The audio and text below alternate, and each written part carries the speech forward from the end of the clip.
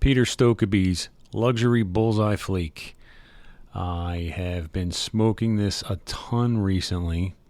Again, we're in summer, late August 2023, and this is probably the first summer for me where I've been smoking strictly Virginias and Virginia Perique.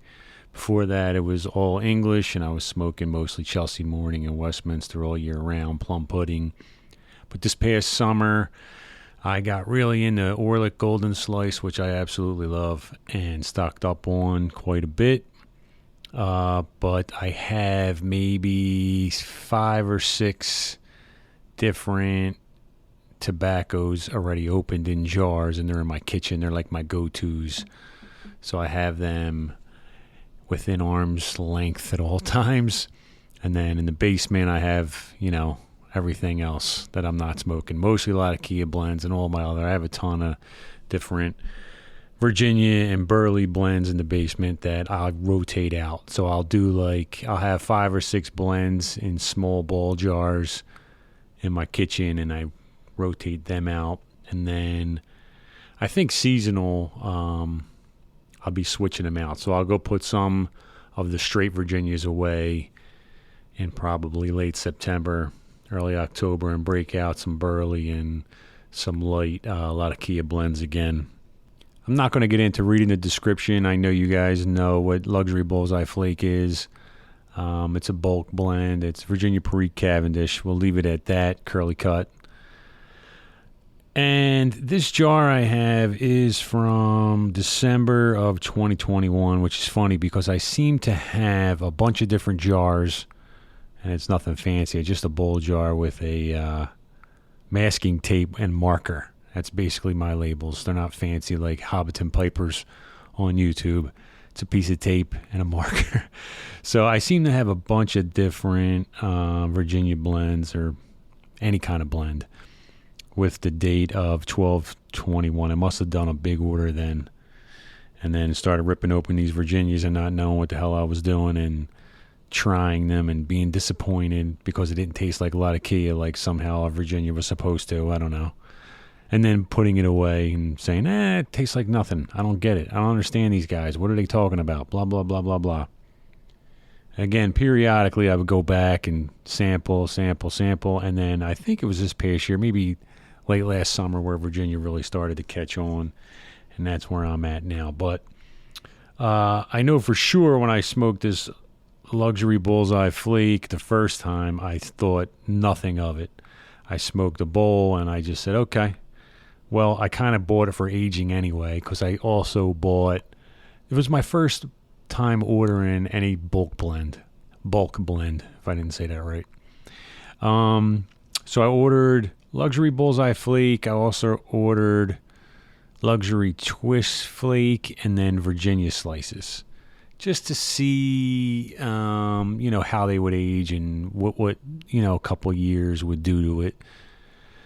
And I recently, I would say early summer, got back into this Bullseye Flake, and it tastes amazing. So I'm not 100% sure if this changed much in 2 years or if my palate made a big shift in the last 2 years. I'm pretty certain my palate has definitely shifted, and this probably it definitely has time on it, at least 2 years, but I'm sure most likely it's done something to this tobacco. Because when I watch reviews on it online, on YouTube, again, I talked about in the last episode that I love watching the YouTube videos of the YTPC, and I've seen all the reviews a million times, especially on the blends that I'm smoking. A lot of reviewers talk about it being grassy and fresh, and obviously they must have just ordered it and then reviewed it, because I don't get that with this at this point.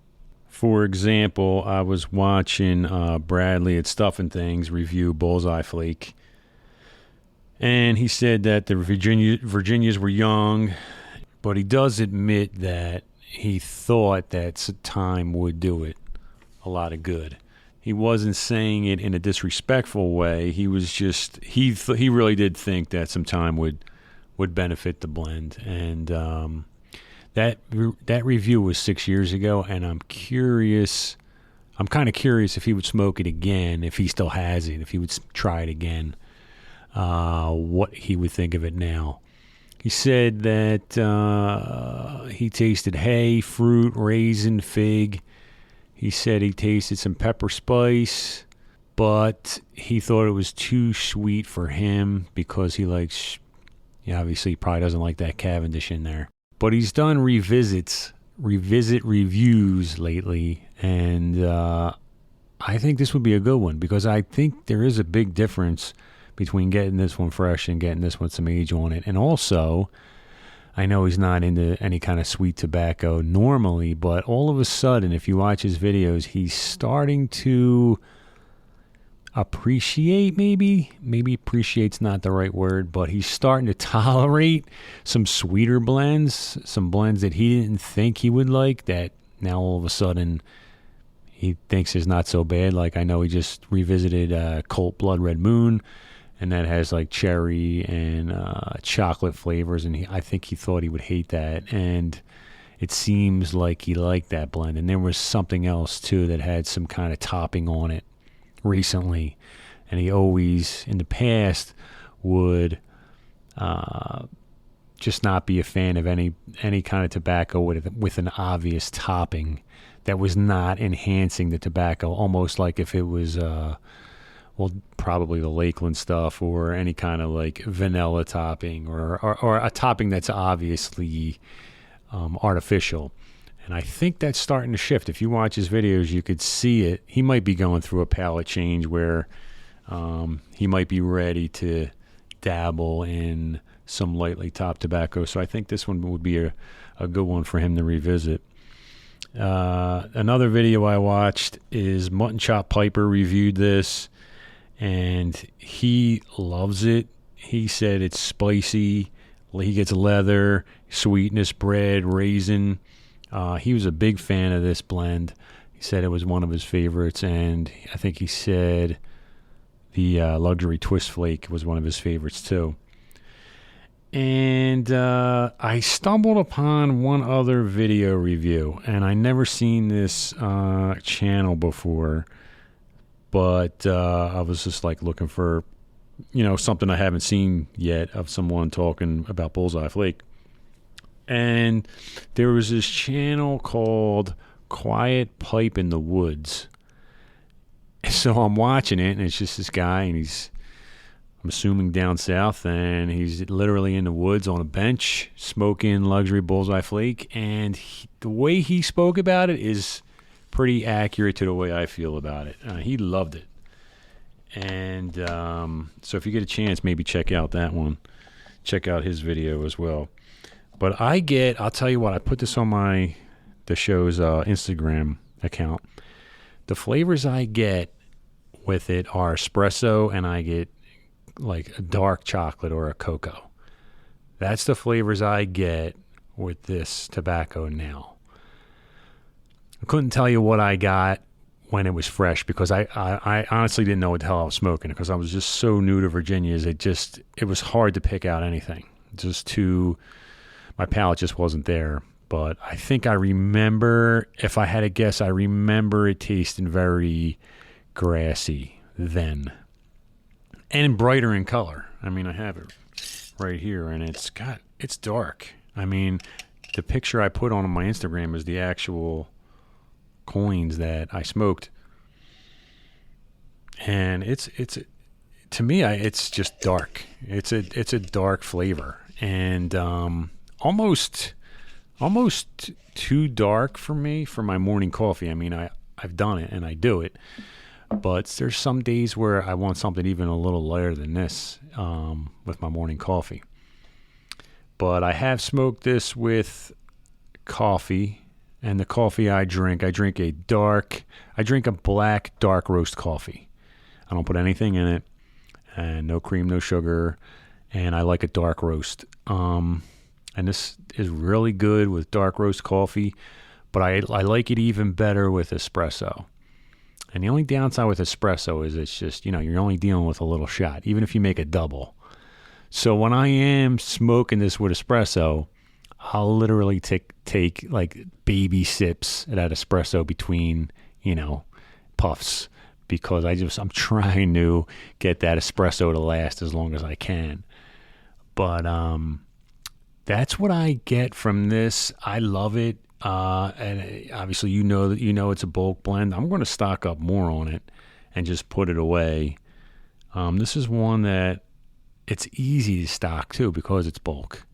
So I'm definitely going to get some more of this. If you've tried it, leave me a comment. I'm going to post photos of this on IG, and when I upload the episode, hit me up and let me know what you think. If you haven't tried it, I'm shocked. I mean, if you've been smoking a pipe for any amount of time, you've probably tried it, but it's totally worth it. Hopefully you don't have any kind of like bulk blend bias where you just don't think maybe it's good enough because it's a bulk blend, or maybe you just like getting that tin and you like popping the tin.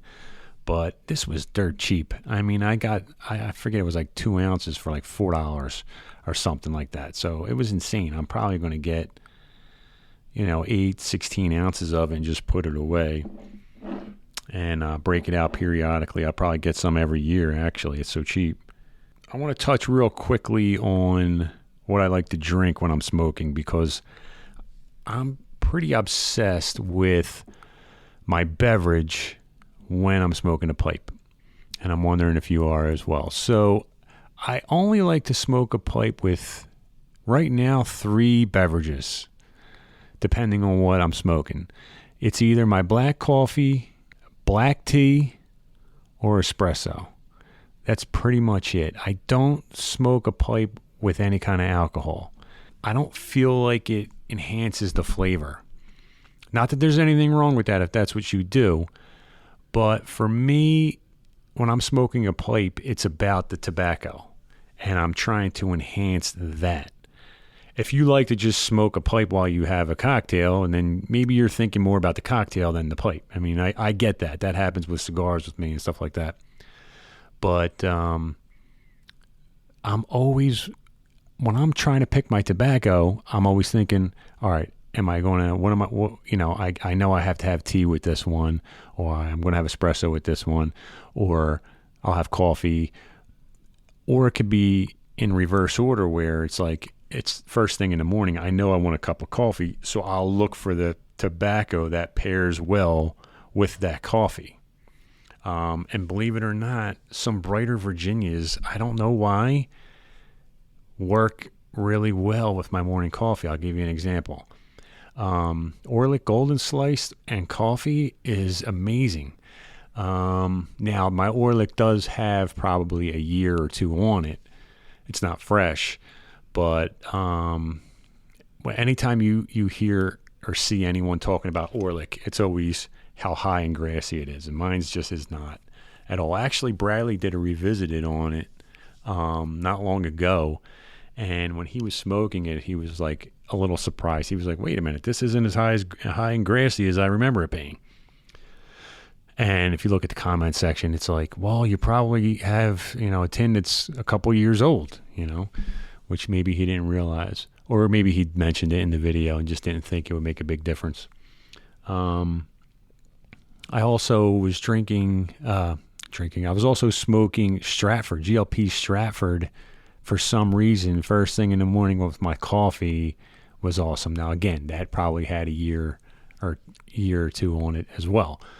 But I'll give you a straight Virginia that I think just smells like tea. There's actually 2 of them that literally smell like tea to me and taste like tea.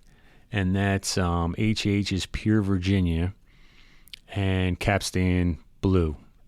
I guess it's the Navy Flake. But they both taste like tea to me. So for that reason, I don't like them as much with my coffee as I do a dark tea. So I'll drink tea when I want to smoke those blends. And it's funny because I don't really see many videos of anyone talking about their beverages. They may mention the beverage that they're drinking or they might show it for like a split second, but no one really talks about how much that beverage affects the tobacco. And I'm perfectly willing to admit that, the espresso I'm drinking could obviously be influencing the espresso I'm tasting in this Bullseye Flake. I get that. But whatever it is, that combo seems to work really, really well. So I wind up saving this Bullseye Flake for like my afternoon. If I'm able to get a pipe in the afternoon, 3 o'clock, something like that, I'll make an espresso and have it. That's really my favorite time to do it. All right, guys, I'm going to wrap up this episode. Hope you enjoyed it. These are just going to be short, like I said in the past, my whole one podcast before this one. I'm going to try to keep these to dog walkers, 10, 15, 20 minutes. Thanks for downloading the show. I appreciate it. And I'm going to be trying to put these out at least once a week.